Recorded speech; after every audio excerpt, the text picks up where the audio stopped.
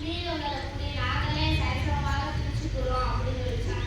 அதுக்கு அந்த குரங்கு சொல்லிச்சான், ஆஹா அதெல்லாம் நான் தரமாட்டேன், இதுவரை நான் வேலை பார்த்ததுக்காக இது கூலி அப்படின்னு சொல்லிட்டு அதை வாயில போட்டுச்சான். அதுக்கு அந்த பூனை நினைச்சு நம்ம ரெண்டு பேரும் ஒற்றுமையா இருந்தா அந்த அப்பத்தை சாப்பிட்டுக்கலாம்